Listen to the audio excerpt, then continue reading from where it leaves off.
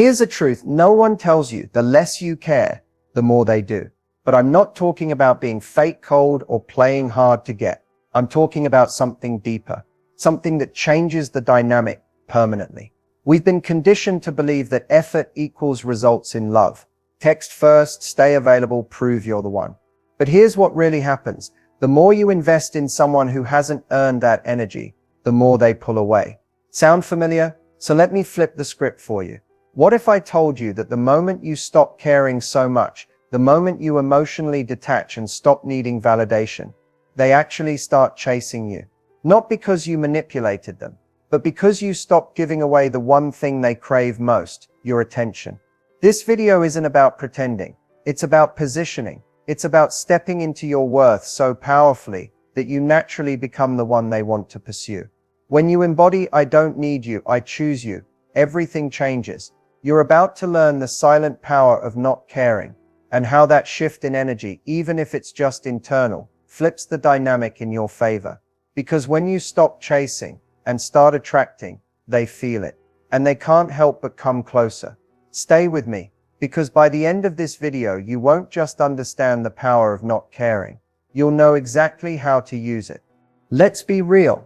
Most men aren't wired to deeply desire what comes too easily. It's not that they don't appreciate affection or interest, but when a woman starts chasing, calling constantly, always being available, or trying too hard to win him, something shifts. The mystery fades, the excitement dulls, and that magnetic pull, it disappears. Men, whether they admit it or not, are naturally drawn to challenge and intrigue. It's psychological. It goes all the way back to evolution. The idea that something of high value doesn't just offer itself freely. It has to be earned. And when a woman isn't chasing, it sends a clear message. I'm not here to impress you. I'm here to live my life, and you can either be part of it or not. That kind of energy is electric. A woman who doesn't chase isn't cold. She's focused. She's selective. And that creates curiosity. He starts to wonder, why isn't she all over me like others? What makes her different? What is she not telling me? That curiosity drives attention, and that attention becomes attraction. Not chasing also communicates self-worth without saying a word. It says, I'm not desperate, I have options, and I'm not afraid to walk away from anything that doesn't meet my standards. That confidence is powerful. It taps into a man's desire to pursue, to win, to feel like he earned something valuable. This doesn't mean playing games. It means having boundaries. It means not rearranging your whole world to fit into his. It means staying connected to your life, your goals, your peace, and letting him come to you. Because here's the truth, when you stop chasing, the right man starts wondering how he can keep your attention. And when he's doing that, when he's investing, pursuing, initiating, you're no longer chasing love, you're receiving it. That's the shift, not because you stopped caring, but because you started caring more about yourself. A lot of people confuse emotional detachment with indifference, but they're not the same. And if you don't understand the difference, you could end up pushing someone away for the wrong reasons. Emotional detachment is a strength, indifference is often a shield, and there's a big difference in how they affect your relationships. Emotional detachment is rooted in self-respect. It means you're not ruled by the outcome. You care, you just don't cling. You can like someone, enjoy their company, even want them in your life, but you're not dependent on their validation to feel secure or whole. That's detachment. It's emotional maturity. You're not cold, you're clear. You're not shut off, you're stable. Indifference, on the other hand, is numbness. It's often performative, or worse, defensive. It says, I don't care at all, and I never did. That energy is closed off, and people can feel it. Indifference isn't attractive, it's alienating. It's a wall, and relationships don't grow through walls. So why is emotional detachment attractive, especially to men? Because it shows that your world doesn't rise and fall based on them. And that creates space where they can step up, pursue, and engage without feeling pressured. That space is where attraction grows. You're not chasing, you're not begging, you're not trying to force anything. You're simply being, and your energy becomes magnetic. Here's the twist. You can be deeply feminine, emotionally warm, kind, and even vulnerable, and still be detached. Detachment doesn't mean withdrawing love. It means withdrawing neediness. It means removing the fear of loss. You're still present, still engaged, but you've stopped gripping so tightly to what might happen. When a man senses that you're emotionally centered, that his presence is welcomed but not required, it challenges him in the best way. He starts to wonder how to get closer to someone who clearly doesn't need him, but who still makes him feel wanted when he shows up right. That's the sweet spot. Because emotional detachment says, I have peace with or without you. That's incredibly powerful. It's not about pushing people away. It's about never abandoning yourself in the process of loving someone else. Indifference, though, says, I don't care if you come or go because you never mattered. That energy creates distance, not desire. So if you're trying to build attraction, to make him chase, or to shift the dynamic in your favor, don't fake coldness. Don't play games. Instead, build inner stability. Learn to sit with your emotions without reacting. Learn to observe rather than obsess. That's what real emotional detachment looks like. And when you master that, you become the calm in the storm. The one who doesn't need to chase, because they naturally draw everything in. When it comes to attraction, pursuit isn't just a preference. For many men, it's part of their psychological wiring. The act of chasing isn't only about getting the woman, it's about earning her. It fulfills a deep, often unconscious need to prove worth, conquer, and win. And when that dynamic is removed, when there's no challenge, no mystery, no uncertainty, the motivation to pursue often fades with it. Men are hunters by nature, not in a cliché or outdated way, but psychologically. The pursuit activates parts of the brain tied to desire and motivation. When something is too easy, the brain perceives it as less valuable. This isn't about playing games. It's basic human psychology.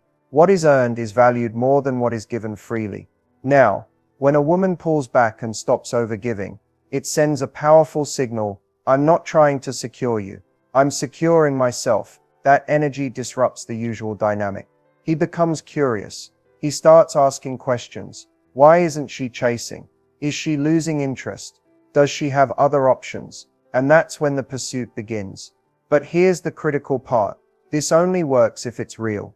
If you're pretending to be unavailable while secretly obsessing or waiting by the phone, that energy still comes through. True magnetic detachment isn't about manipulation. It's about emotional security. You chase less because you need less. You're whole, regardless of his attention.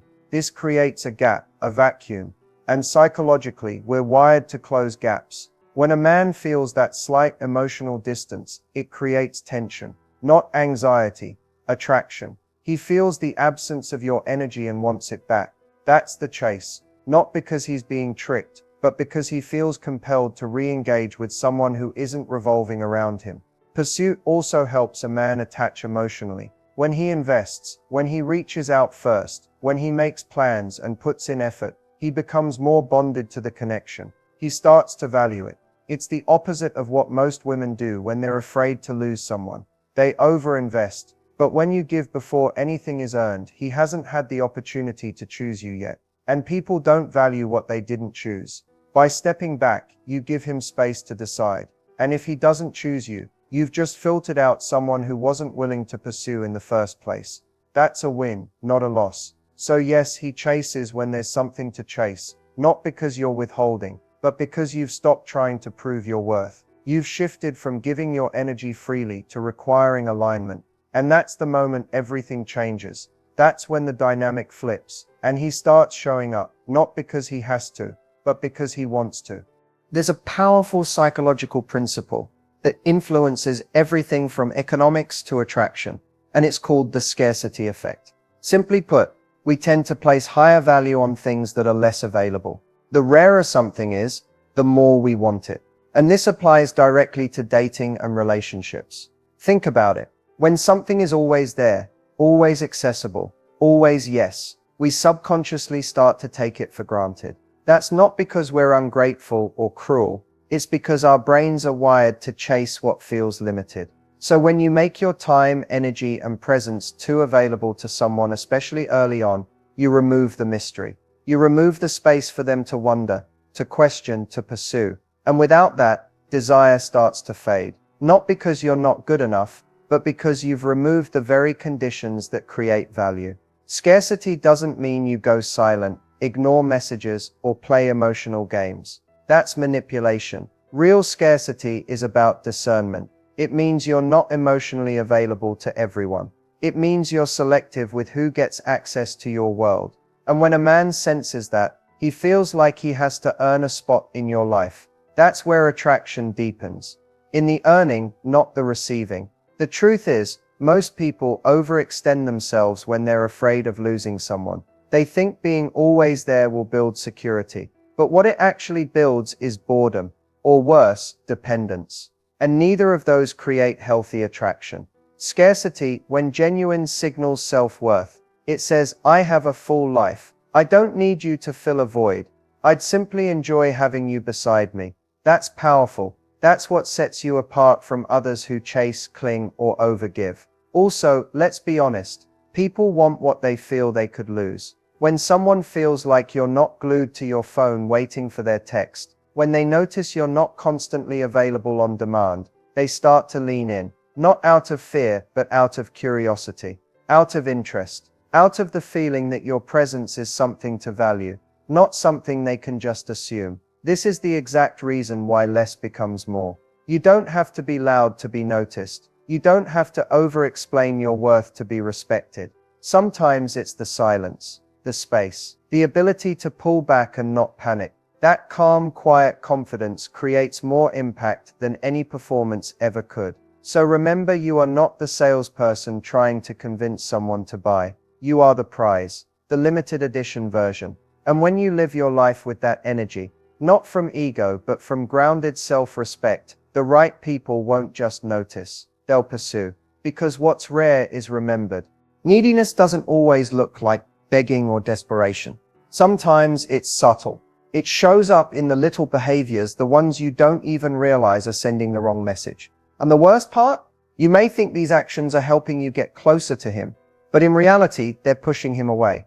Let's break down the biggest mistakes that silently scream neediness and how to avoid them. First, over-communicating. Constant texting, double texting, always being the first to initiate, checking if he's seen your message.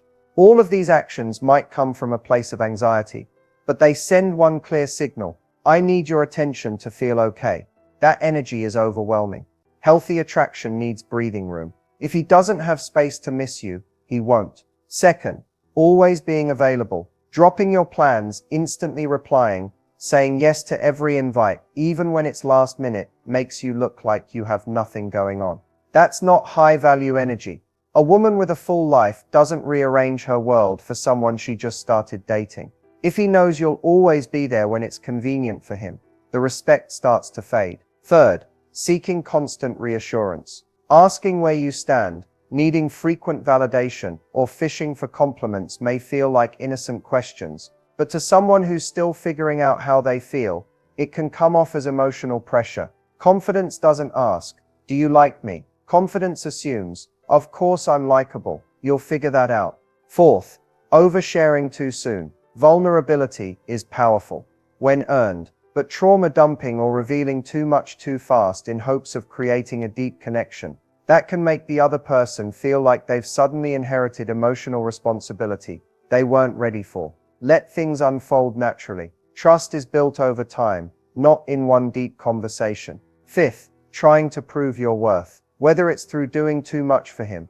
trying to fix his problems, or constantly showing how supportive you are, this can easily turn into over-functioning. The energy becomes, pick me, I'll do anything. And that's not attractive. That's self-abandonment. And finally, making him the center of your emotional world too early. Canceling plans, obsessing over his responses, or feeling anxious if a day goes by without hearing from him. All of that shows emotional overdependence. A high-value woman doesn't panic when she's not the center of someone's attention, because she's already the center of her own. Here's the truth. Neediness isn't about how much you care. It's about how much of yourself you lose while caring. And when someone senses that you're no longer rooted in your own life, goals and emotional independence, the attraction shifts. The most powerful move you can make, pull your energy back, focus on yourself, let him earn deeper access to you. Because the woman who needs nothing often ends up with everything.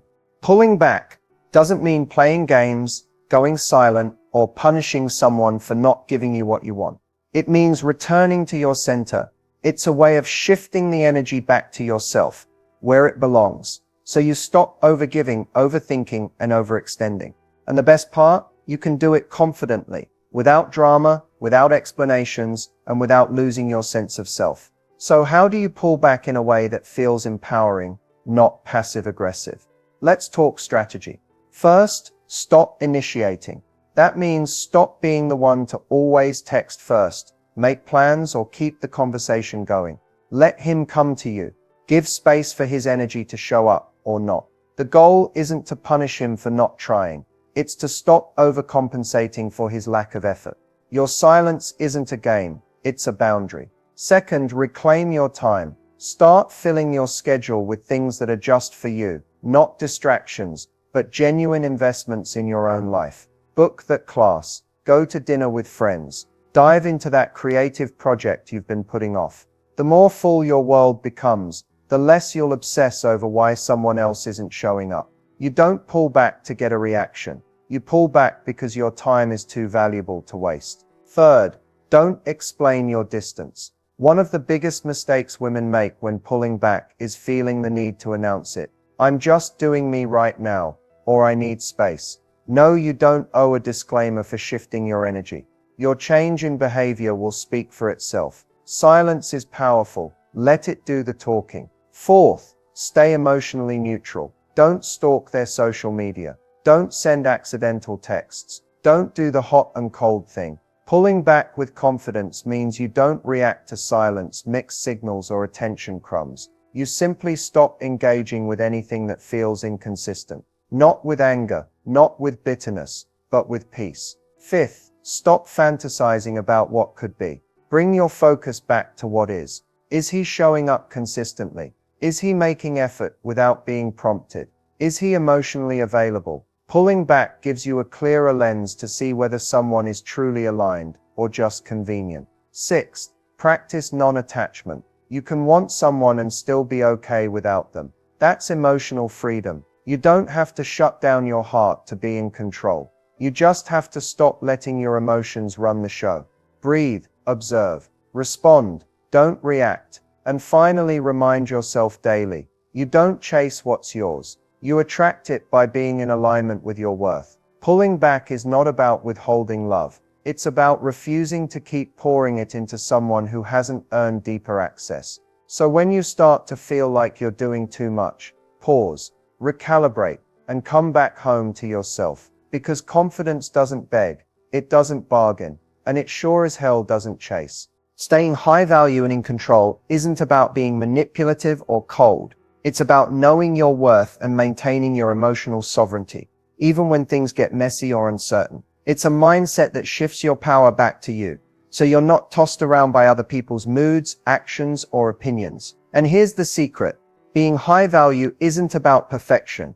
It's about presence. First, understand that high value comes from self-respect. It's about honoring your time, your boundaries, and your emotions. When you value yourself, you naturally expect others to meet you there. This means you don't settle for crumbs or inconsistent attention. You don't make excuses for someone's bad behavior or prioritize them over your own well-being. Being in control means staying grounded in your identity, not bending or shrinking to fit someone else's expectations. It's about choosing how you respond, rather than reacting impulsively. When you get triggered, take a breath, ask yourself, is this true to who I am? Does this serve me? If not, you gently steer yourself back to calm. Another key is emotional independence. This doesn't mean shutting down your feelings, but rather feeling them fully without letting them dictate your actions. You can care deeply and still maintain your boundaries. You can be loving without being needy. This emotional balance is magnetic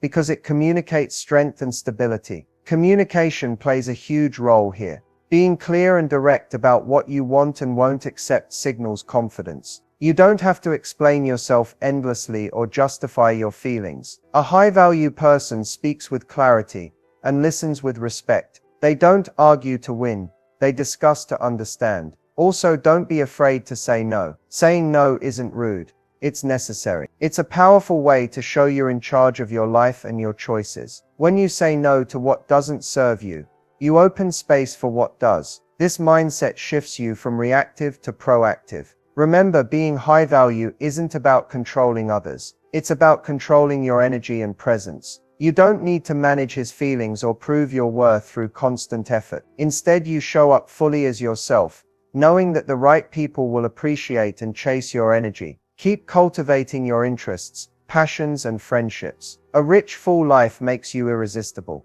When your world is vibrant and you're centered in your joy, you attract the kind of attention that's meaningful and lasting. Lastly, embrace patience. Control doesn't mean rushing or forcing outcomes. It means trusting the process and your intuition. When you release the need to micromanage the situation, you create space for organic connection. So stay true, stay strong, and stay centered. High value isn't about perfection.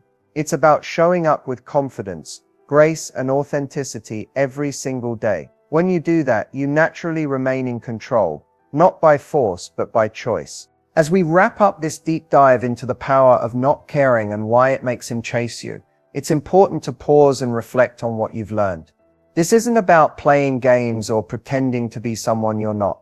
It's about reclaiming your power, your self-worth, and your emotional freedom.